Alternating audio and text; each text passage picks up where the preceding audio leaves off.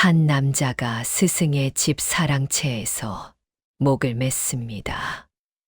유서는 없었습니다. 그런데 3일 뒤 그 스승의 아내도 같은 방식으로 죽었죠. 마을 사람들은 수군거렸습니다. 둘이 정을 통했다더라. 스승이 알아차려서 죽였다더라. 하지만 진실은 그보다 훨씬 더 비틀려 있었습니다. 이 이야기는 조선 후기 경상도 어느 산골 마을에서 일어난 일입니다. 당시 기록에는 이렇게 남아 있습니다.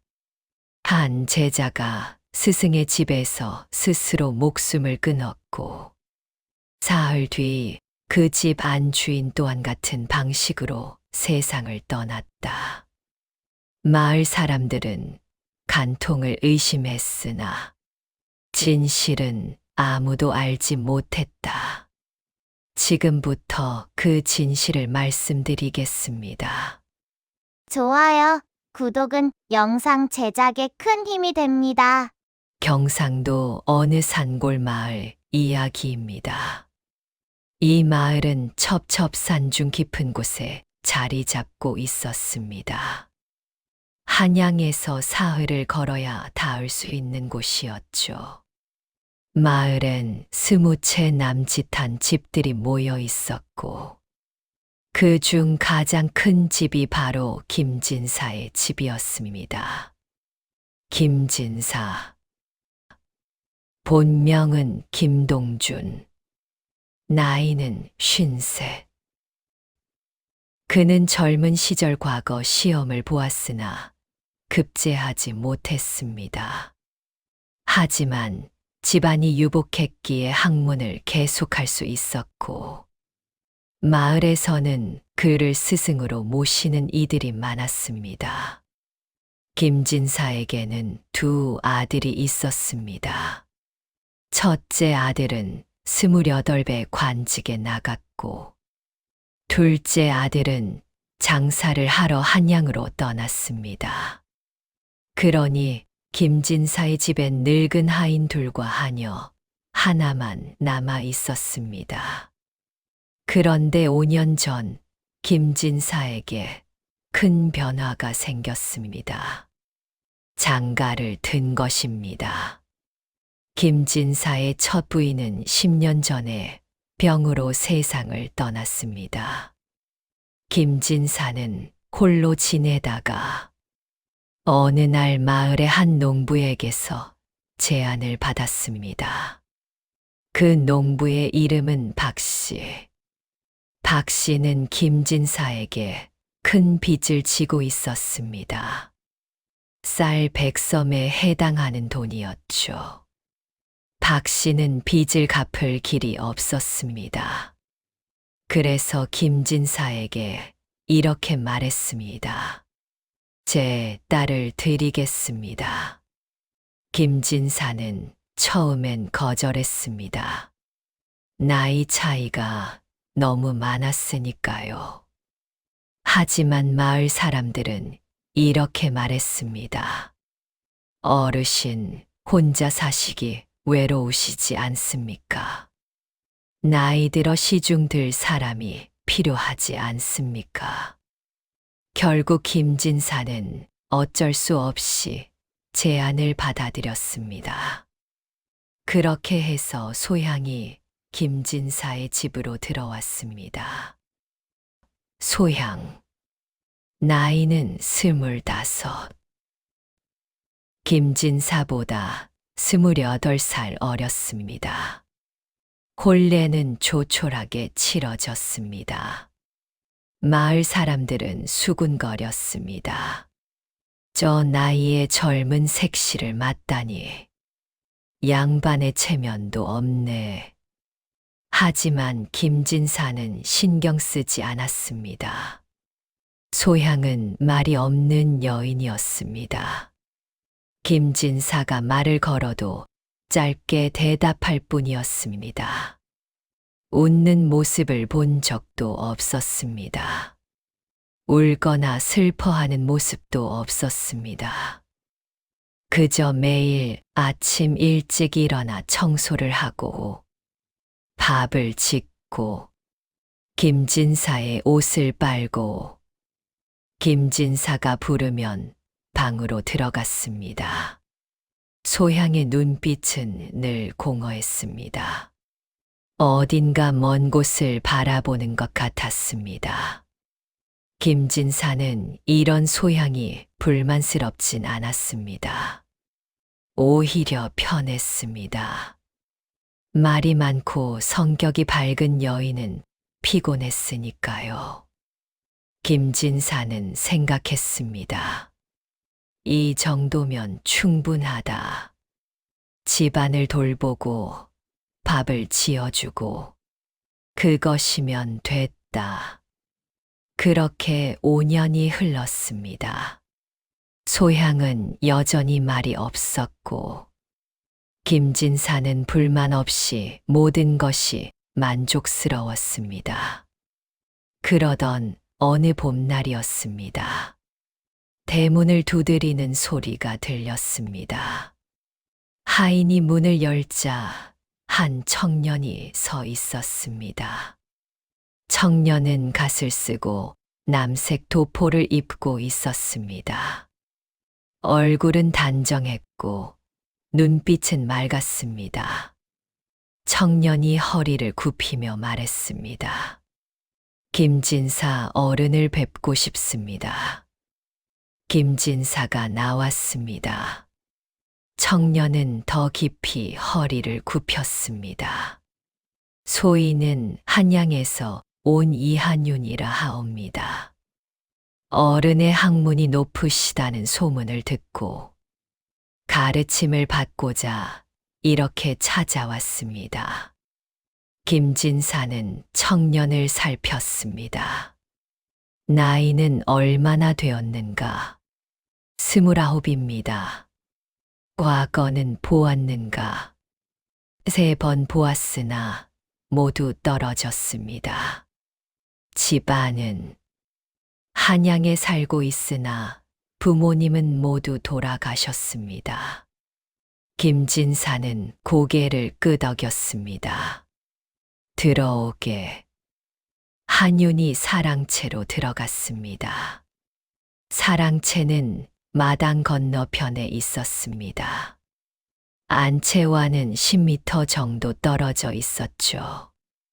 방 2칸과 마루가 있었습니다. 김진사는 한윤에게 방 하나를 내주었습니다. 앞으로 자네가 이 방을 쓰도록 하게. 매일 오전엔 그를 가르쳐 줄 것이고, 오후엔 스스로 공부하도록 하게. 한윤은 고개를 숙였습니다. 이 은혜 잊지 않겠습니다. 한윤은 예의 바른 청년이었습니다. 매일 새벽 5시에 일어나 세수를 하고 마루에 앉아 책을 소리 내어 읽었습니다. 오전 8시가 되면 김진사의 방으로 갔습니다. 김진사는 한윤에게 경서를 가르쳤습니다. 논어, 맹자, 대학, 중용. 한윤은 집중해서 들었습니다. 질문도 많이 했습니다. 김진사는 만족스러웠습니다. 좋은 제자를 두었다고 생각했죠. 오후엔 한윤이 혼자 공부했습니다. 저녁이 되면 저녁밥을 먹고 밤 10시쯤 잠자리에 들었습니다. 한윤은 성실했습니다. 게으른 모습을 보인 적이 없었습니다. 김진사는 흐뭇했습니다. 한윤이 온 지 일주일이 지났습니다. 어느 날 오후였습니다. 한윤이 마루에 앉아 책을 보고 있었습니다. 그때 마당에서 소리가 들렸습니다. 한윤이 고개를 들었습니다. 안채 마당에 한 여인이 서 있었습니다. 빨래를 널고 있었습니다. 한유는 그제야 깨달았습니다. 저 여인이 김진사의 아내구나. 한유는 이 집에 온 이후로 안주인을 본 적이 없었습니다. 밥은 하녀가 가져다 주었고, 빨래도 하녀가 해 주었으니까요. 한유는 무심코 여인을 보았습니다. 여인은 젊었습니다. 김진사보다 훨씬 젊어 보였습니다. 옥색 저고리와 분홍 치마를 입고 있었습니다. 머리는 올려 묶었고, 얼굴은 잘 보이지 않았습니다. 그런데 그때 여인이 고개를 돌렸습니다. 한윤과 눈이 마주쳤습니다. 한윤은 깜짝 놀라 고개를 돌렸습니다. 여인도 황급히 고개를 숙였습니다. 둘 사이엔 30m 거리가 있었습니다. 하지만 그 순간 무언가가 전해진 것 같았습니다. 한유는 가슴이 두근거렸습니다. 왜 그런지 몰랐습니다. 그저 한 번 눈이 마주쳤을 뿐인데 마음이 어지러웠습니다. 한유는 책으로 시선을 돌렸습니다. 하지만 글자가 들어오지 않았습니다. 자꾸 그 여인의 모습이 떠올랐습니다. 그날 밤 한유는 잠을 이루지 못했습니다. 여인의 눈빛이 계속 생각났습니다. 그 눈빛은 공허했습니다. 마치 영혼이 빠져나간 것 같았습니다. 한유는 이상한 감정을 느꼈습니다. 저 여인은 불행하다. 왜 그렇게 생각했는지 한윤 자신도 몰랐습니다. 하지만 확신했습니다. 저 여인은 웃지 않는다. 저 여인은 살아있지 않다. 그저 숨만 쉬고 있을 뿐이다. 한유는 자신에게 말했습니다. 상관없는 일이다. 나는 공부하러 온 것이다. 저 여인과는 아무 관계가 없다. 하지만 그날 이후로 한유는 자꾸 마당 쪽을 보게 되었습니다. 한 달이 지났습니다. 한윤과 소향은 조금씩 서로를 알아가기 시작했습니다. 처음엔 정말 작은 것부터였습니다. 어느 날 아침 한윤이 마루로 나왔을 때 소향이 마당을 거닐고 있었습니다. 한윤이 소향을 보며 고개를 숙였습니다. 소향도 고개를 숙였습니다. 그것이 첫 인사였습니다. 며칠 뒤엔 말을 나누었습니다. 날씨가 좋습니다. 소향이 먼저 말을 걸었습니다. 한유는 놀랐습니다. 하지만 곧 대답했습니다. 예, 그러합니다. 그게 전부였습니다. 하지만 그 다음 날도 짧은 인사를 나누었습니다. 어느 날엔 한윤이 책을 안채에 두고 온 일이 있었습니다. 소향이 가져다 주었습니다. 고맙습니다. 한윤이 말했습니다. 소향은 고개만 끄덕이고 갔습니다. 이런 일들이 계속되었습니다. 어느 날엔 비가 왔습니다. 한윤의 빨래가 마당에 걸려 있었는데 소향이 재빨리 걷어주었습니다. 한윤이 뛰어나왔을 때 소향이 말했습니다. 빨래 안채에 두었습니다. 한윤은 감사의 말을 했습니다. 또 어느 날엔 한윤이 아팠습니다. 배탈이 났던 것입니다. 소향이 약을 다려서 가져다 주었습니다. 한윤은 놀랐습니다. 어떻게 제가 아픈 걸 아셨습니까? 소향이 조용히 대답했습니다. 순영댁이 알려주었습니다. 한윤은 약을 받아 마셨습니다. 쓰디쓴 맛이었지만 마음은 따뜻했습니다. 그날 이후로 한윤과 소향은 조금 더 자주 이야기를 나누게 되었습니다. 물론 긴 대화는 아니었습니다. 늘 짧고 예의 바른 말들이었습니다. 하지만 그 짧은 대화들 속에서 둘은 서로에 대해 조금씩 알아갔습니다. 한윤은 알게 되었습니다. 소향이 얼마나 외로운 사람인지, 소향이 얼마나 조용히 살고 있는지, 소향도 알게 되었습니다. 한윤이 얼마나 성실한 사람인지, 한윤이 얼마나 다정한 사람인지. 그러던 어느 날이었습니다.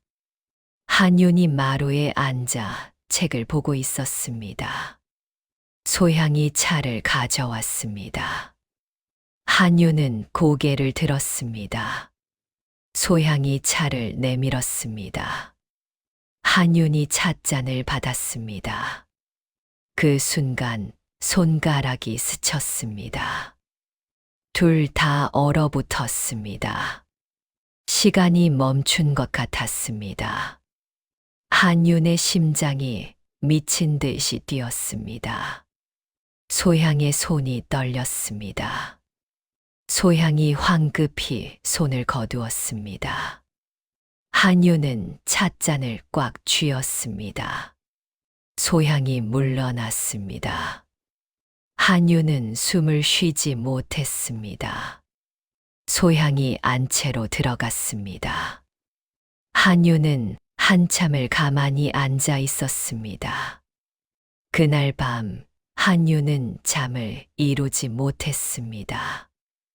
이러면 안 된다. 한윤은 자신에게 말했습니다. 저분은 스승의 아내다. 나는 제자다. 절대로 있어선 안 되는 일이다. 하지만 마음은 말을 듣지 않았습니다. 김진사는 둔한 사람이 아니었습니다. 오히려 매우 눈치 빠른 사람이었습니다. 김진사는 느끼기 시작했습니다. 무언가 이상하다는 것을. 제자와 아내 사이에 뭔가 흐르고 있다는 것을. 처음엔 작은 것들이었습니다. 한윤이 소향을 보는 눈빛. 소향이 한윤에게 차를 가져다 줄 때의 표정. 대놓고 뭔가 있는 것은 아니었습니다. 하지만 분위기가 달랐습니다. 공기가 다르게 느껴졌습니다. 김진사는 화가 났습니다. 하지만 참았습니다. 아직 아무 일도 없었다. 그저 의심일 뿐이다. 좀 더 지켜보자. 김진사는 그렇게 생각했습니다. 하지만 속으로는 불안했습니다.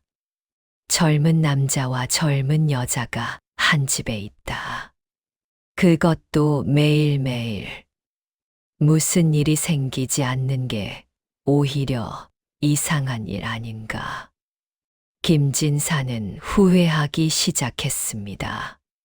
제자를 집에 들인 것을. 하지만 이미 늦었습니다.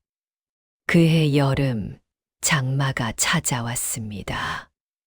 하늘에서 비가 쏟아졌습니다. 며칠째 계속되었습니다. 마을에 개울이 범람했고 길은 진흙탕이 되었습니다. 그러던 어느 날이었습니다. 김진사에게 급한 볼일이 생겼습니다. 한양에 있는 첫째 아들이 편지를 보냈는데 급히 올라와야 할 일이 있다는 것이었습니다. 김진사는 준비를 했습니다. 비가 오지만 어쩔 수 없었습니다. 사흘 뒤 돌아오겠다고 말했습니다. 소향에게 말했습니다. 집안 잘 지키고 있거라. 한윤에게도 말했습니다. 공부 열심히 하게. 김진사는 떠났습니다. 그날 밤 천둥이 쳤습니다. 번개가 번쩍였고 천둥 소리가 집을 흔들었습니다. 소향은 안채에 혼자 누워 있었습니다. 하인들은 별채에서 자고 있었습니다. 소향은 잠이 오지 않았습니다. 천둥 소리 때문만은 아니었습니다. 한윤이 자꾸 생각났습니다. 소향은 자신에게 말했습니다. 생각하지 마라. 있을 수 없는 일이다. 하지만 마음은 말을 듣지 않았습니다. 한윤도 잠이 오지 않았습니다. 사랑채에 혼자 누워 있었지만 눈이 말똥말똥했습니다. 소향의 얼굴이 자꾸 떠올랐습니다. 한윤은 일어나 앉았습니다. 더 이상 누워 있을 수가 없었습니다. 한윤은 마루로 나왔습니다. 비가 억수같이 쏟아지고 있었습니다. 번개가 치고 천둥이 울렸습니다. 한윤은 마루에 앉아 비를 바라보았습니다. 그때였습니다. 안채 문이 열렸습니다. 한윤의 심장이 멈췄습니다. 소향이 나왔습니다. 소향도 마루에 섰습니다. 둘의 눈이 마주쳤습니다. 멀지 않은 거리. 빛 속, 어둠 속. 하지만 둘은 서로를 똑똑히 볼 수 있었습니다. 번개가 칠 때마다 서로의 얼굴이 보였습니다. 아무도 말하지 않았습니다. 하지만 둘 다 알았습니다. 이건 우연이 아니라는 것을. 한윤이 한 걸음 내디뎠습니다. 비를 맞으며 마당으로 나왔습니다. 소향은 멈춰 섰습니다. 한윤이 다시 한 걸음. 소향이 고개를 저었습니다. 안 됩니다. 소향의 입이 움직였습니다. 소리는 들리지 않았습니다. 빗소리가 너무 컸으니까요. 하지만 한윤은 알아들었습니다. 한윤이 멈췄습니다. 소향이 다시 말했습니다. 안 됩니다. 그리고 돌아섰습니다. 안채로 들어갔습니다. 문이 닫혔습니다. 한윤은 비를 맞으며 한참을 서 있었습니다. 옷이 다 젖었습니다. 몸이 떨렸습니다. 하지만 한윤은 움직이지 않았습니다. 그냥 그 자리에 서서 닫힌 문을 바라보았습니다. 1시간쯤 지났을까? 한윤은 돌아왔습니다. 사랑채로 들어가 젖은 옷을 갈아입고 이불을 뒤집어 썼습니다. 하지만 잠은 오지 않았습니다. 김진사가 돌아왔습니다. 사흘 만이었습니다. 한윤과 소향은 서로를 피했습니다. 한윤은 더 일찍 공부를 시작했고 더 늦게까지 방에 있었습니다. 소향은 마당에 나오지 않았습니다. 하녀에게 모든 일을 시켰습니다. 일주일이 지났습니다. 어느 날 소향이 빨래를 개고 있었습니다. 한윤의 옷이었습니다. 소향이 도포를 펼쳤을 때 주머니에서 작은 종이 하나가 떨어졌습니다. 소향은 잠시 망설였습니다. 그리고 종이를 집어들었습니다. 펼쳐보니 글귀가 적혀 있었습니다. 꽃은 시들어도 향은 남는다. 소향의 손이 떨렸습니다. 이건 한윤이 쓴 것이 분명했습니다. 하지만 무슨 뜻일까요? 소향은 그 종이를 한참 바라보았습니다. 그리고 조심스럽게 접어서 자신의 옷 속에 넣었습니다. 그날 밤 소향은 잠을 이루지 못했습니다. 그 글귀가 자꾸 생각났습니다. 꽃은 시들어도 향은 남는다. 무슨 뜻일까? 혹시 나를 두고 한 말일까? 소향은 확신할 수 없었습니다. 하지만 가슴이 두근거렸습니다. 다음 날 아침, 소향은 결심했습니다. 한윤에게 밥상을 가져다 주었습니다. 평소엔 하녀가 가져다 주었지만 오늘은 소향이 직접 갔습니다. 한윤은 놀랐습니다. 소향이 밥상을 내려놓았습니다. 밥상 밑에 작은 종이를 깔았습니다. 한윤이 눈치챘습니다. 하지만 아무 말도 하지 않았습니다. 소향이 나갔습니다. 한윤이 밥을 다 먹고 밥상을 치우려다가 밑에 깔린 종이를 발견했습니다. 한윤의 손이 떨렸습니다. 종이를 펼쳤습니다. 향은 사람을 미치게 한다. 한윤의 심장이 터질 것 같았습니다. 소향이 답장을 한 것입니다. 한윤은 그 종이를 꽉 쥐었습니다. 가슴이 뜨거워졌습니다. 그날 밤, 김진사는 술을 많이 마셨습니다. 저녁 식사 때부터 술잔을 기울이더니 밤 9시쯤 골아 떨어졌습니다. 한윤은 방에 누워 있었습니다. 하지만 잠이 오지 않았습니다. 소향의 글씨가 자꾸 떠올랐습니다. 향은 사람을 미치게 한다. 한윤은 일어났습니다.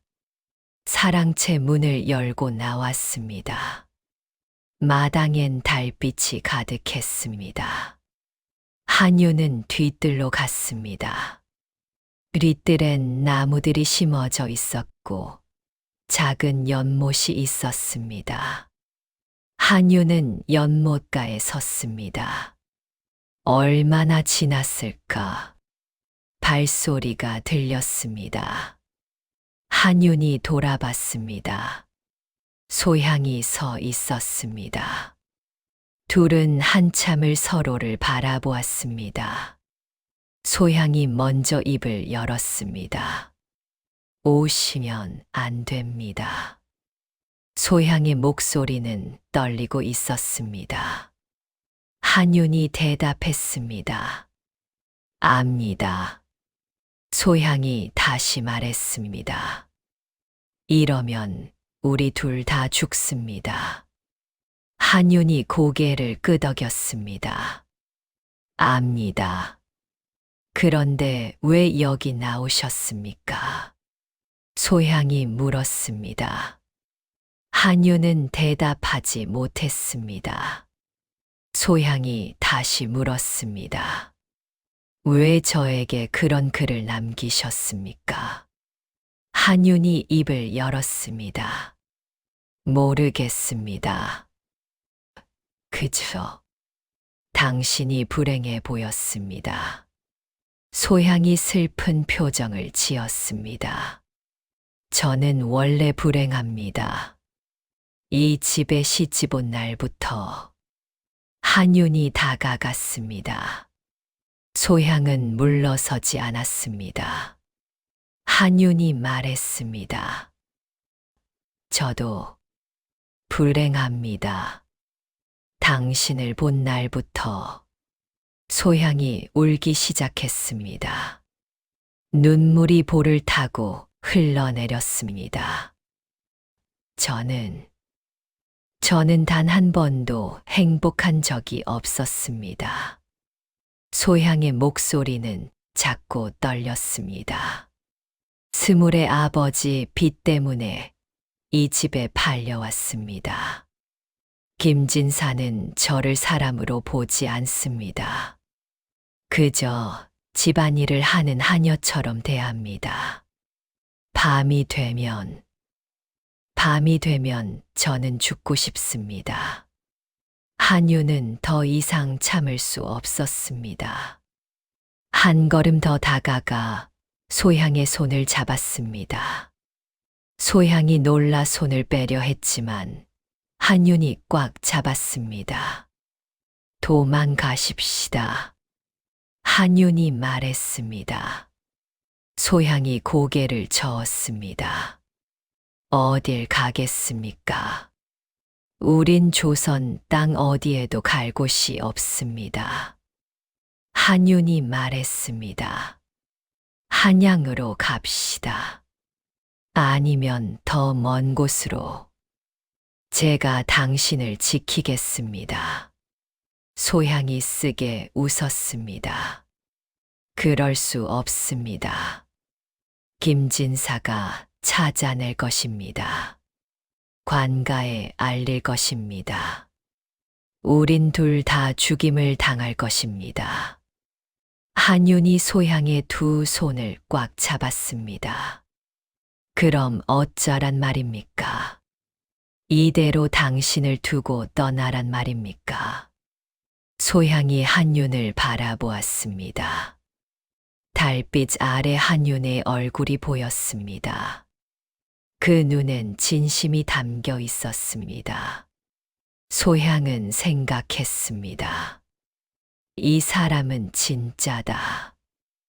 이 사람은 나를 정말 아낀다. 태어나서 처음이었습니다. 누군가 자신을 진심으로 아껴주는 것이. 소향이 천천히 한윤에게 다가갔습니다. 그리고 조용히 말했습니다. 한 번만요. 단 한 번만 안아주세요. 한윤이 소향을 안았습니다. 둘은 한참을 그렇게 서 있었습니다. 달빛 아래, 연못가에서, 나무들 사이에서, 세상에서 가장 슬픈 포옹이었습니다. 그날 이후 둘은 조심스럽게 만났습니다. 김진사가 잠든 밤, 김진사가 외출한 낮, 처음엔 뒤뜰에서만 만났습니다. 손을 잡고 서로를 안았습니다. 말은 많지 않았습니다. 그저 함께 있는 것만으로도 충분했습니다. 한 달이 지났습니다. 어느 날 밤 소향이 사랑채로 왔습니다. 한유는 놀랐습니다. 위험합니다. 소향이 말했습니다. 압니다. 하지만 당신과 함께 있고 싶습니다. 그날 밤 둘은 함께 있었습니다. 두 달이 지났습니다. 소향은 변하기 시작했습니다. 웃기 시작했습니다. 노래를 흥얼거렸습니다. 얼굴에 생기가 돌았습니다. 하녀가 신기해했습니다. 마님, 요즘 기분이 좋으신 것 같습니다. 소향이 웃으며 대답했습니다. 날씨가 좋아서 그런가 봐요. 하지만 김진사는 눈치챘습니다. 김진사는 관찰했습니다. 아내가 너무 달라졌습니다. 5년 동안 한 번도 웃지 않던 여자가 이제는 날마다 웃고 있었습니다. 김진사는 의심했습니다. 석 달째 되던 어느 날, 김진사가 결심했습니다. 확인해야겠다고. 늦가을이었습니다. 날씨가 쌀쌀해지고 있었습니다. 김진사가 한윤에게 말했습니다. 내일 한양에 갈 일이 있네. 사흘 뒤에 돌아올 것이네. 한윤은 고개를 숙였습니다. 다녀오십시오. 김진사가 소향에게도 말했습니다. 집안 잘 지키고 있거라. 소향이 대답했습니다. 예, 그리하겠습니다. 다음 날 아침, 김진사가 집을 나섰습니다. 한윤과 소향은 조심스럽게 기뻐했습니다. 사흘이나 함께 있을 수 있었습니다. 그날 밤, 소향이 사랑채로 갔습니다. 한윤이 문을 열어주었습니다. 둘은 함께 앉아 이야기를 나누었습니다. 한윤이 말했습니다. 언젠가는 우리도 자유로워질 날이 올까요? 소향이 슬픈 표정으로 대답했습니다. 모르겠습니다. 하지만 지금 이 순간만으로도 충분합니다. 한윤이 소향의 손을 잡았습니다. 저는 당신을 사랑합니다. 소향도 대답했습니다. 저도 당신을 사랑합니다.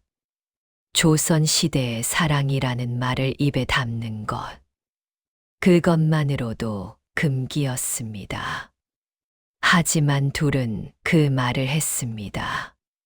시간이 흘렀습니다. 밤이 깊어갔습니다. 새벽 2시쯤이었습니다. 갑자기 문이 벌컥 열렸습니다. 한윤과 소향이 놀라 고개를 돌렸습니다. 문 앞에 김진사가 서 있었습니다. 둘은 얼어붙었습니다. 김진사는 떠나지 않았던 것입니다. 일부러 거짓말을 한 것이었습니다. 의심을 확인하기 위해.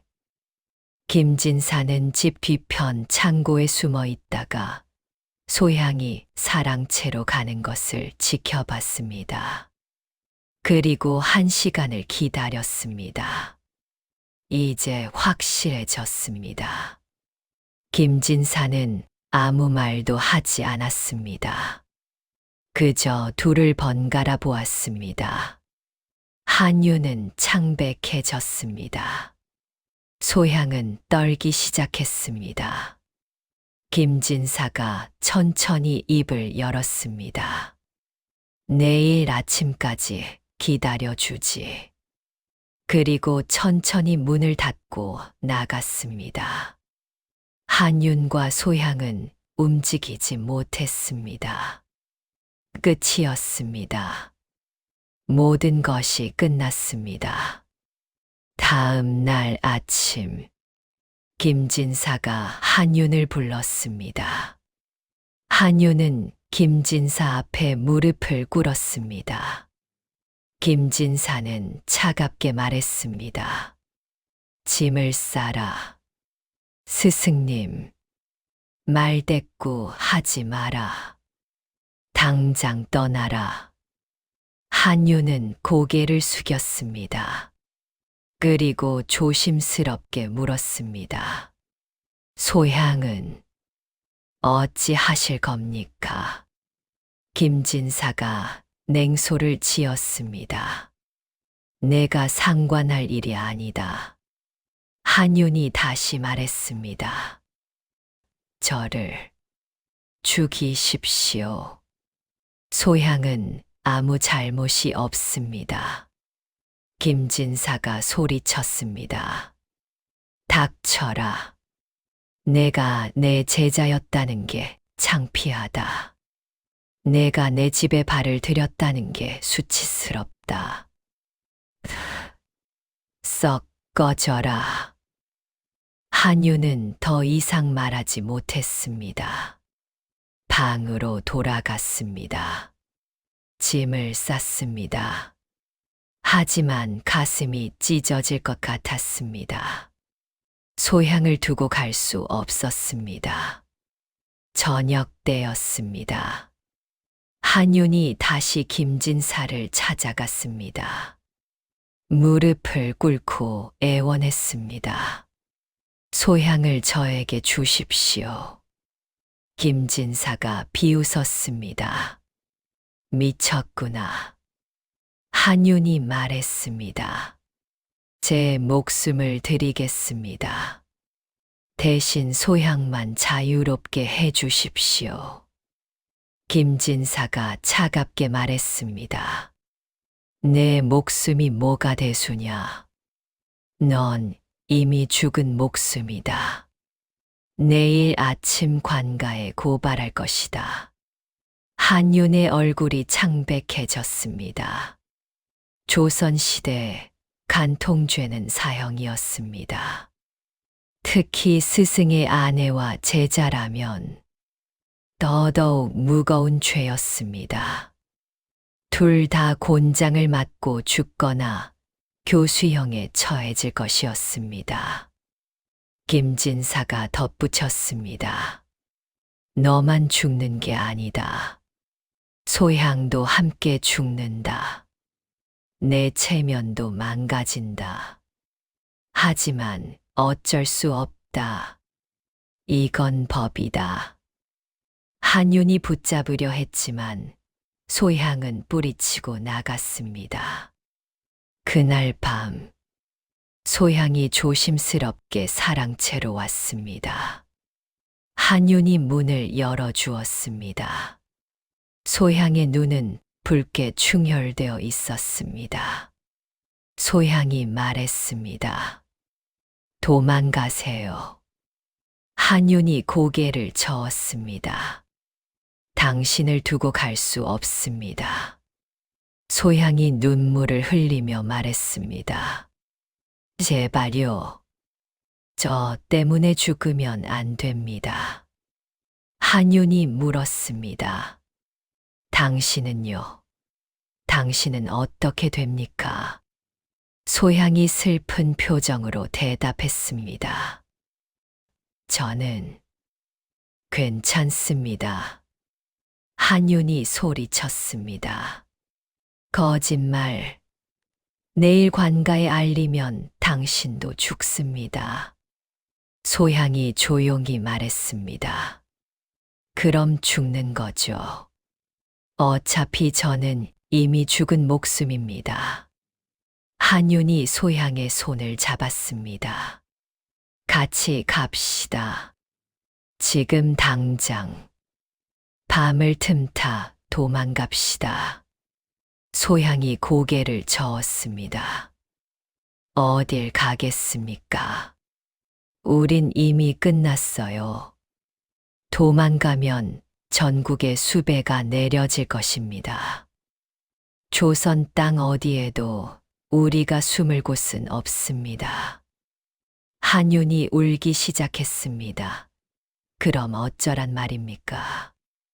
이대로 당신을 죽게 둘 수는 없습니다.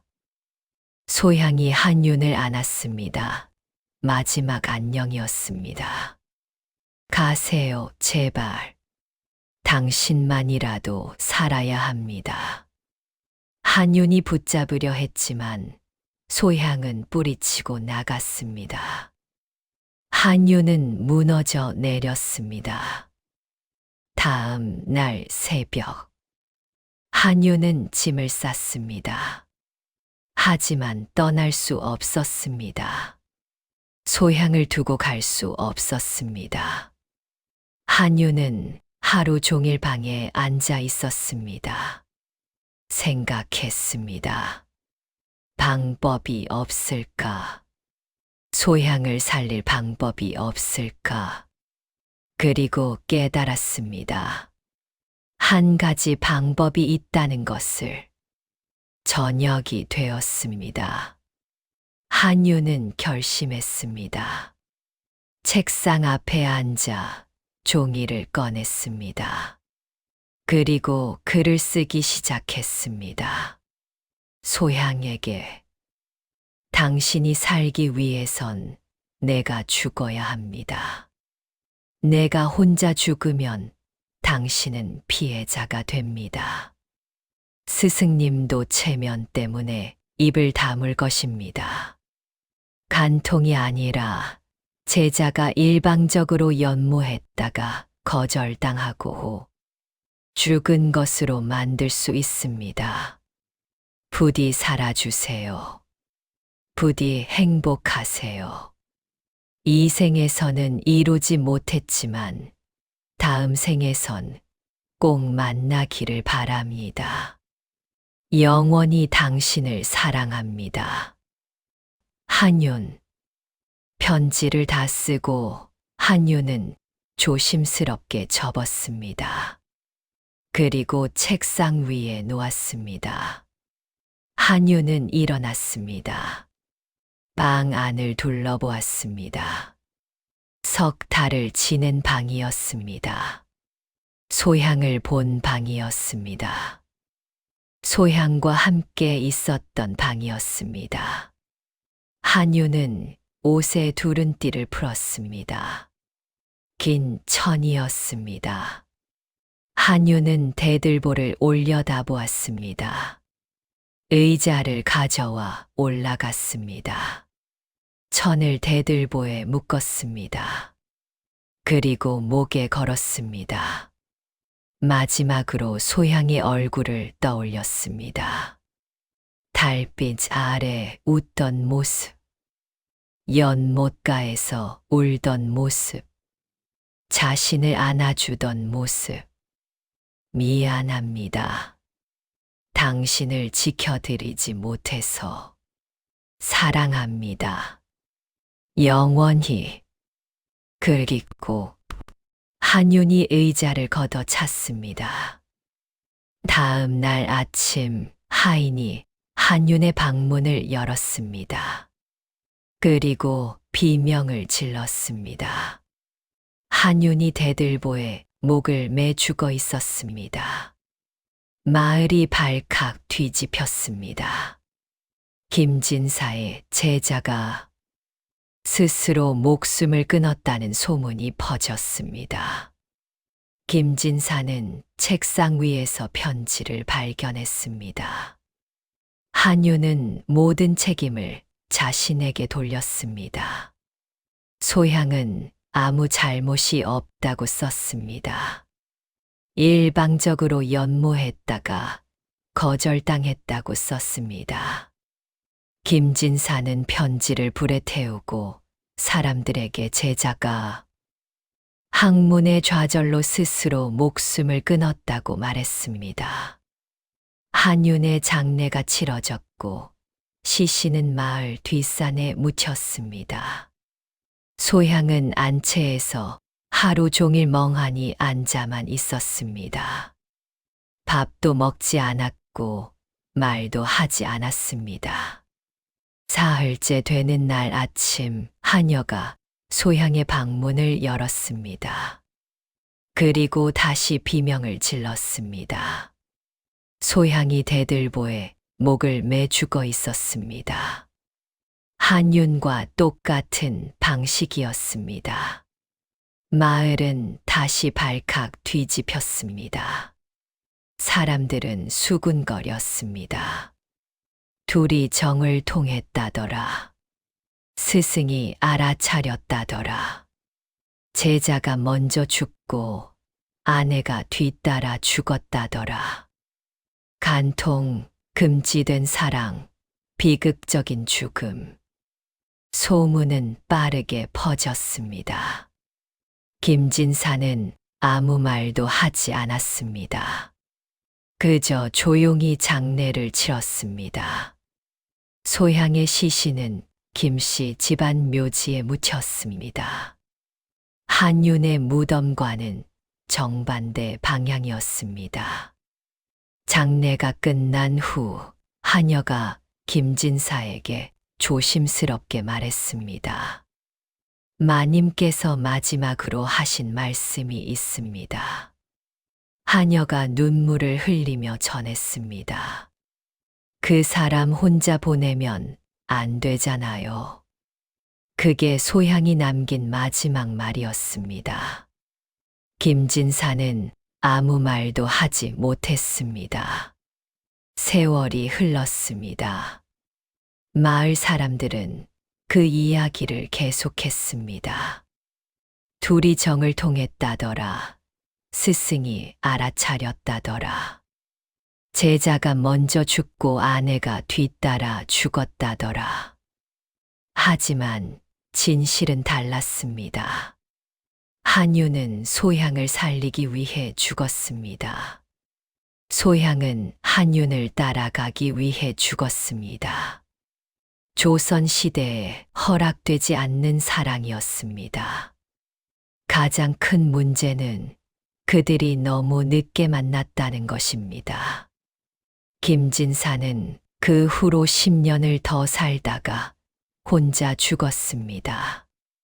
죽기 전에 이런 말을 남겼다고 합니다. 내가 그들을 죽였다. 두 사람의 무덤은 서로 보이지 않는 곳에 따로 쓰였습니다. 한유는 마을 뒷산 북쪽에, 소향은 김씨 집안 묘지 남쪽에. 하지만 마을 사람들은 말합니다. 비 오는 날이면 두 무덤 사이에서 파란 빛이 난다고.